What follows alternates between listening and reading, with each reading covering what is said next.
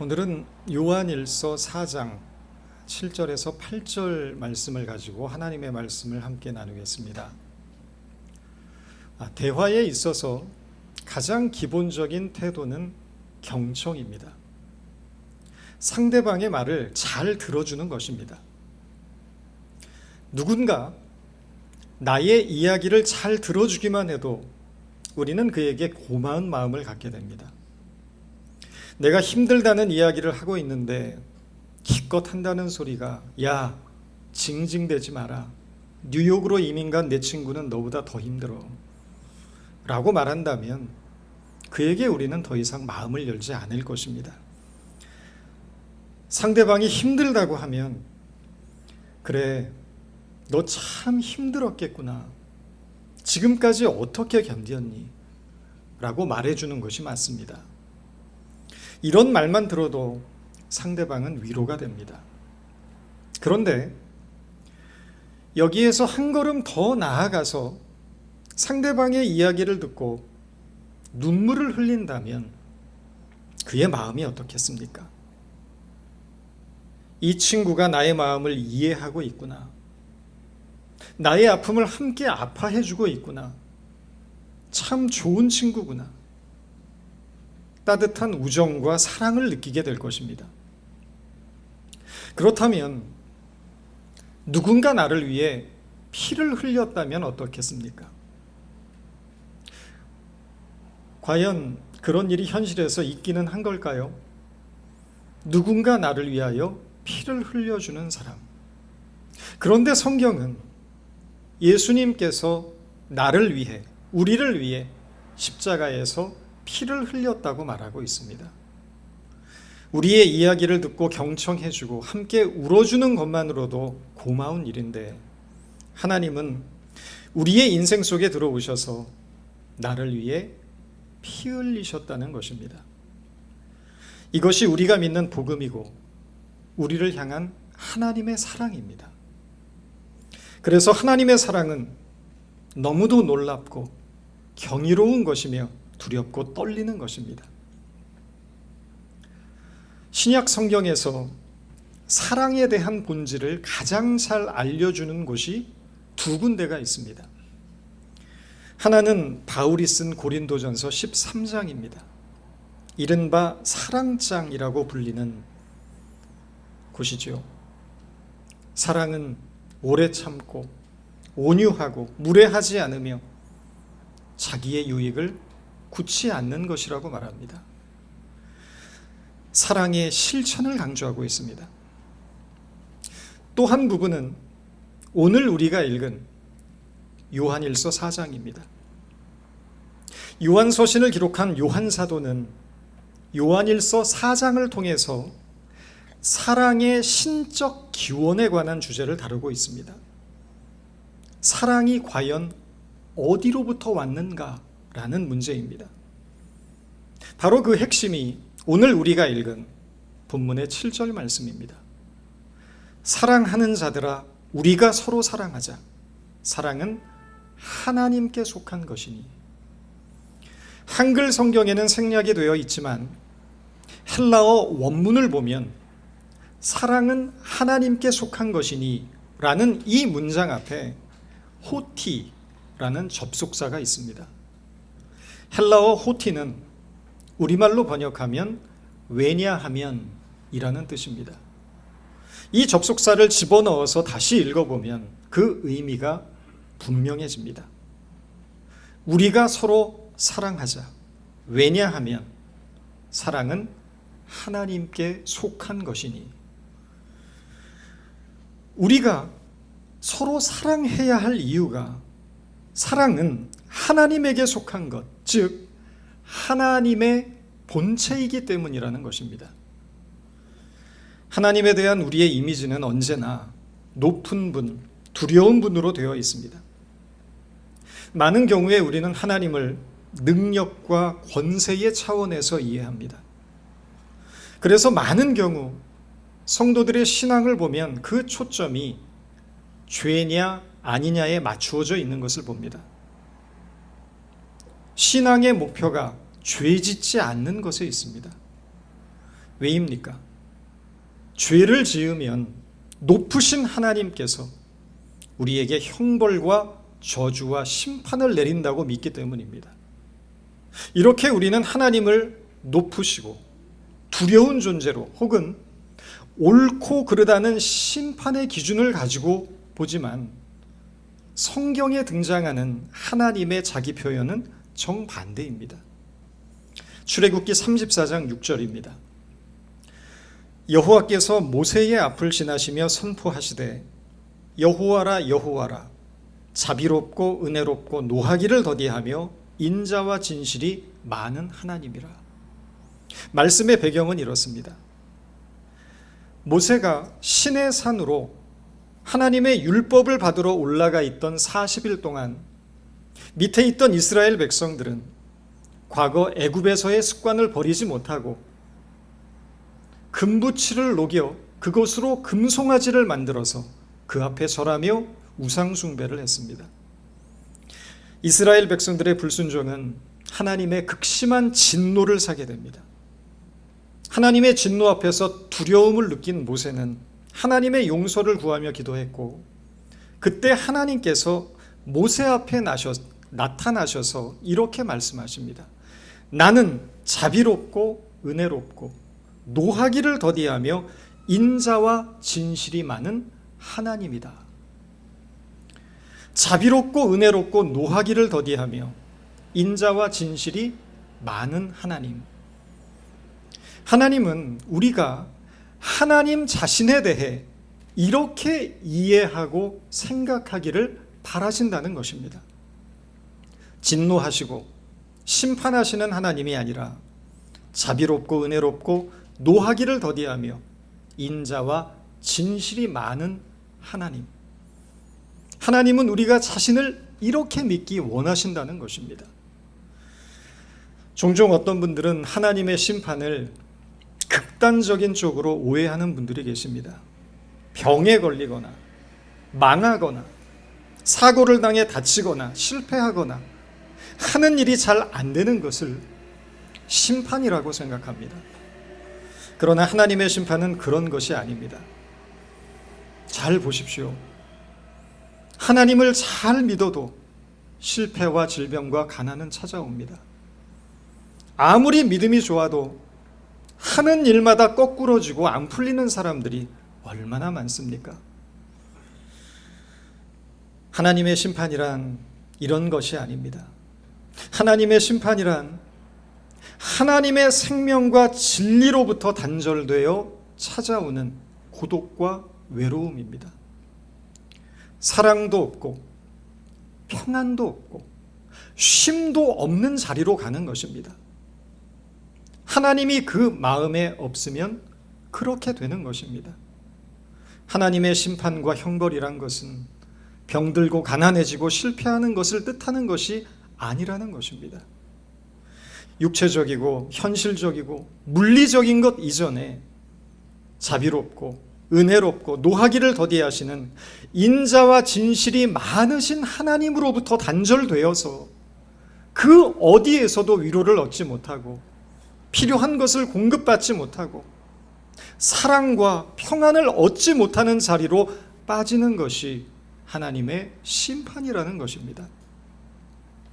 그래서 하나님 없는 자들의 형통을 부러워할 필요가 전혀 없습니다.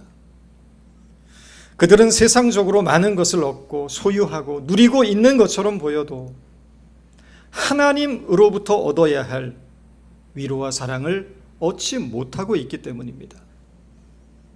그리고 그 자체가 하나님의 심판과 형벌이 될 수 있는 것입니다.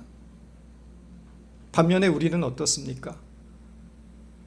비록 이 세상에서 성공하지 못했고 많은 것을 가지고 많은 것을 누리지는 못한다 할지라도 하나님을 알고 하나님으로부터 오는 위로와 사랑을 누리고 하늘로부터 우리에게 주시는 영혼의 쉼을 누리고 있다면 그것이 복이 아니고 무엇이 복이겠습니까?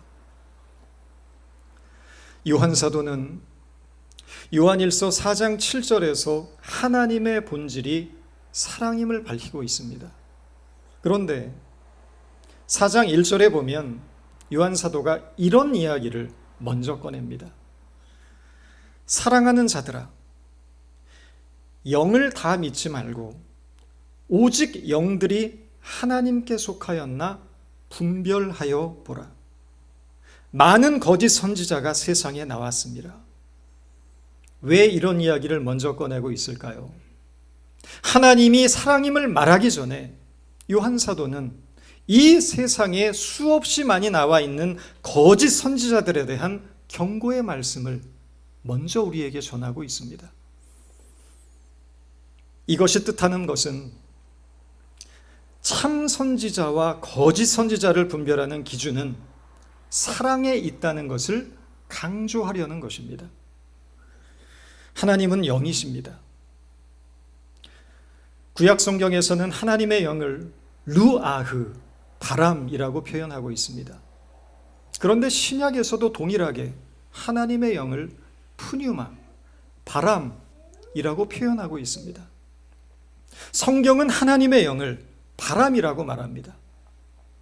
하나님의 영은 마치 바람과 같아서 보이지는 않지만 존재하고 있다는 것입니다. 문제는 보이지 않는 바람과 같은 하나님의 영을 어떻게 드러낼 수 있느냐는 것입니다. 사람들은 영적인 현상에 대해서 대단히 관심을 많이 갖습니다. 방언을 하고 예언을 하고 병을 고치고 환상을 본다고 하면 마치 그것이 살아있는 신앙의 증거가 되는 것처럼 생각을 합니다. 그러나 그렇지 않다는 것입니다. 요한 사도는 그런 것들을 신앙의 기준으로 삼아서는 안 된다고 말합니다. 요한 사도는 영을 다 믿지 말고 그 영들이 과연 하나님께 속하여 있는지를 보라고 말합니다. 신령하고 거룩하고 능력 있게 보인다고 그것들이 다 하나님의 역사가 아니라는 것입니다. 그런데 우리에게는 영을 해석하고 분별할 수 있는 능력이 없습니다. 어떤 영이 하나님께 속한 것인지, 어떤 영이 마귀에게 속하였는지 분별하지 못합니다. 마귀도 광명의 천사로 교묘하게 위장하기 때문입니다. 우리가 왜 사기꾼에게 속게 됩니다. 속아보신 분들은 아실 겁니다. 사기꾼들은 진짜보다 더 진짜 같기 때문입니다. 마귀가 검은 망토를 입고 머리에 뿔을 달고 날카로운 이빨을 드러내고 나타난다면 우리가 왜 분별하지 못하겠습니까? 그러나 마귀는 천사보다 더 신령해 보이고 더 거룩해 보이고 더 빛이 나고 더 능력이 있어 보이고 더 하나님께 속한 것처럼 보이기 때문입니다. 그래서 우리가 마귀에게 속고 쉽게 분별하지 못하는 것입니다. 오늘 이 시대는 거짓 선지자가 판치는 시대입니다. 무엇이 진짜인지 가짜인지 알 수가 없어서 많은 성도들이 진짜를 가장한 가짜들에게 미혹당하는 시대입니다. 이 혼탁한 시대에 영을 분별할 수 있는 기준은 오직 하나님의 말씀 외에는 없는 것이고, 하나님의 말씀 가운데 이 모든 것들의 기준이 되는 것은 사랑이라는 것을 요한 사도는 우리에게 전하고 있는 것입니다. 하나님은 사랑이십니다. 그분의 사랑이 우리에게 임하면 우리는 사랑의 존재가 됩니다. 하나님이 우리를 사랑하셨던 그 사랑으로 이웃과 세상을 사랑하는 삶을 살게 되는 것입니다. 하나님이 자비롭고 은혜롭고 노하기를 더디하며 인자와 진실이 많으신 것처럼 우리도 자비와 관용을 베풀고 용서하고 배려하고 나누는 삶을 살게 되는 것입니다. 오늘 본문을 통해서 사도 요한은 말합니다. 사랑하는 자들아, 우리가 서로 사랑하자. 사랑은 하나님께 속한 것이니 사랑하는 자마다 하나님으로부터 나서 하나님을 알고, 사랑하지 아니하는 자는 하나님을 알지 못하나니 이는 하나님은 사랑이심이라. 사도 요한은 하나님을 믿는다고 하면서 형제를 사랑하지 않는다면 그는 하나님을 모르는 사람이고 하나님에게 결단코 속하지 않은 사람이라고 선언하고 있습니다. 사랑이야말로 성경 전체를 관통하는 핵심 키워드이고 그리스도인의 정체성을 드러내는 가장 뚜렷한 증거이기 때문인 것입니다. 기독교 교회사를 보면 초대교회가 한창 박해를 받던 2세기 초에 오늘날 터키 북부 지역에 해당하는 비시디아의 총독을 지냈던 플린이라는 사람이 당시 로마의 황제였던 트라이안에게 자신이 관할하던 지역의 초대교회에 관련된 보고서를 올린 내용이 나옵니다. 그런데 플리니가 올렸던 그 보고서의 마지막 결론이 무엇이냐면 그들은 서로 사랑한다라는 것이었습니다. 그 보고서의 내용은 이렇습니다. 그들은 저녁에도 신도의 집에 모여 포도주와 떡을 떼고 사랑을 약속합니다. 그들은 황제를 위해서도 기도하고 자신들을 핍박하는 사람들을 위해서도 기도합니다. 그들은 그리스도를 위해 그리고 서로를 위해 죽기로 약속합니다. 그들은 사랑을 위해 죽는 것을 두려워하지 않는 그런 무리들입니다.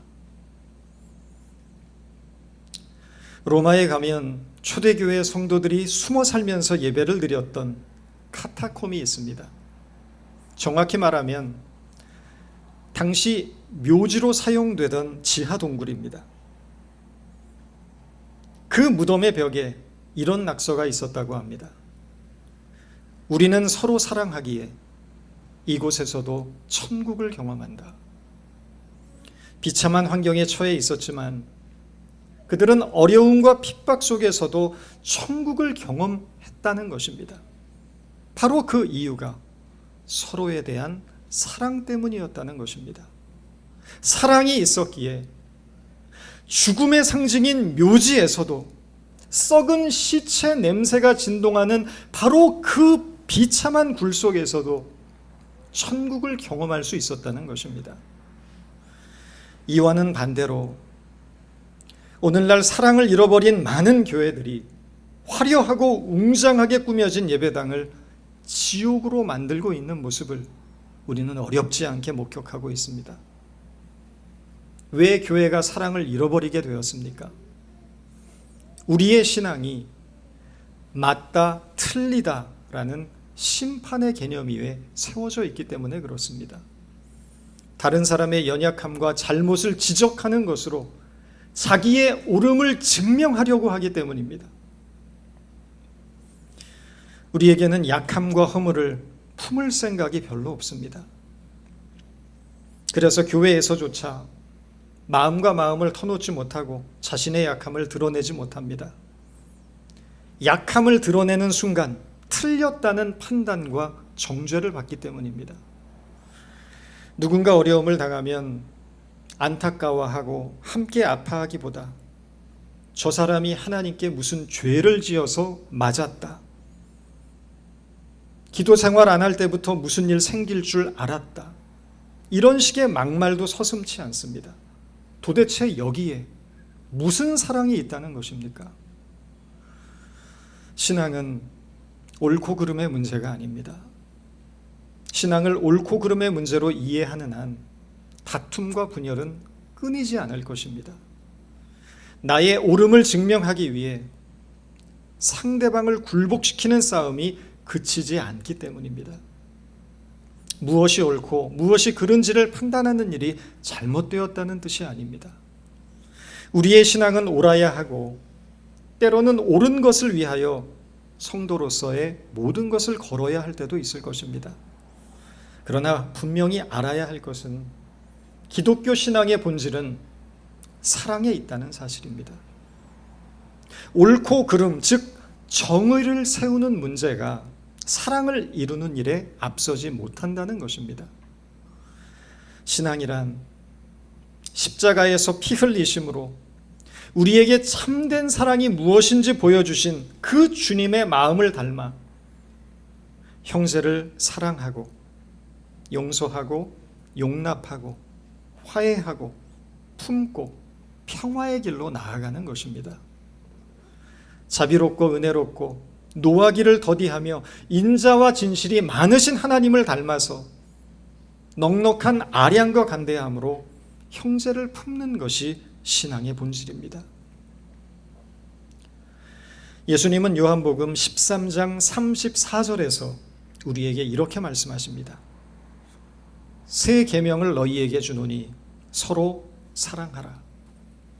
내가 너희를 사랑한 것 같이 너희도 서로 사랑하라. 너희가 서로 사랑하면 이로써 모든 사람이 너희가 내 제자인 줄 알리라. 연예인들이 가장 무서워하는 것이 무엇인지 아십니까? 내일 아침에 눈을 떠도 여전히 세상이 나를 좋아해 줄까라는 두려움이라고 합니다. 대중들의 사랑을 잃어버리게 되는 것이 그들이 가장 두려워하는 바라는 것입니다. 왜 그럴까요? 그들은 사랑을 받는 자라서 그렇습니다. 사랑을 받는 것에 익숙해져서 사랑을 받지 못할까 봐 두려워하는 것입니다. 세상이라는 것이 얼마나 변덕스러운지 알기 때문입니다. 사랑을 받으려는 자는 사랑을 받지 못하는 것을 불행이라고 여기고 두려워합니다.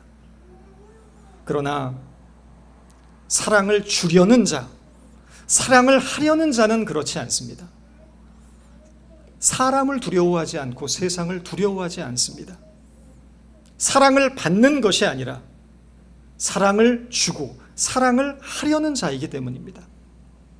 사랑을 받는 것에서 행복을 느끼는 자가 아니라 사랑을 주는 것에서 행복을 느끼는 자이기 때문입니다. 이것이 신앙이고 이것이 예수님의 제자입니다. 성도는 사랑을 줌으로써 행복을 누리는 자입니다. 주는 것이 받는 것보다 복되다는 것을 깨달은 자입니다. 사랑을 줌으로써 하나님의 생명 안에서 새롭게 창조되고 회복되며 구원받는 존재로서의 삶의 가치를 극대화시키는 것입니다. 먼저 사랑을 함으로써, 먼저 사랑을 줌으로써 참된 만족과 기쁨과 행복을 누릴 수 있는 성도들이 되기를 바랍니다. 사랑을 하려는 자에게서는, 사랑을 주려는 자에게서는 그 누구도 그 마음의 만족과 기쁨과 행복을 빼앗아 갈 수 없습니다. 우리는 예수님으로부터 놀라운 사랑을 받은 자이며 그 사랑을 이 세상과 나누라고 요청받은 자들입니다. 우리에게는 예수님께서 깨닫게 하신 그 사랑을 이 세상과 나누어야 할 책임이 있습니다. 그리고 그 사랑은 오직 행동과 실천을 통해서만 가능합니다. 우리는 사랑을 해야 한다는 것을 잘 알고 있습니다. 사랑을 하자고 말합니다. 사랑하게 해달라고 기도합니다. 그러나 정작 사랑하지 않습니다. 생각도 있고 말도 하고 지식도 있는데 삶이 없다는 것입니다. 사랑은 말은 쉬워도 행동하는 것은 쉽지 않습니다. 내가 너를 사랑한다고 말은 하지만 사랑으로 행동하지 않는다면 그것은 사랑이 아닙니다. 사도 요한은 요한일서 3장 18절에서 형제들아 말과 혀로만 사랑하지 말고 행함과 진실함으로 하자라고 말합니다. 내가 주님께로부터 받은 이 큰 사랑을 오늘 나의 삶을 통해 어떻게 적용하고 실천하며 행동해야 할지 기도하시기 바랍니다. 사랑을 나눌수록 우리의 기쁨과 행복이 커지고 우리의 인생은 의미로 충만하며 보람찰 수밖에 없을 것입니다. 또한 우리의 사랑을 통해서 세상은 하나님의 살아계심을 알게 될 것이며 우리가 그리스도의 제자임을 보게 될 것입니다. 기도하겠습니다. 하나님, 믿음의 본질이 사랑임을 알게 하시고 사랑을 받는 자가 아니라 주는 자가 복되다는 것을 깨닫게 하시니 감사합니다. 자비롭고 은혜롭고 노하기를 더디하며 인자와 진실이 많으신 하나님을 닮아서 형제와 이웃을 사랑하는 일에 더욱 수고하는 저희들이 되게 하시고 그러므로 이 세상 가운데 하나님의 사랑을 증거하는 책임을 다하며 살아가는 주의 자녀들이 되게 하여 주옵소서. 예수님의 이름으로 기도드렸습니다.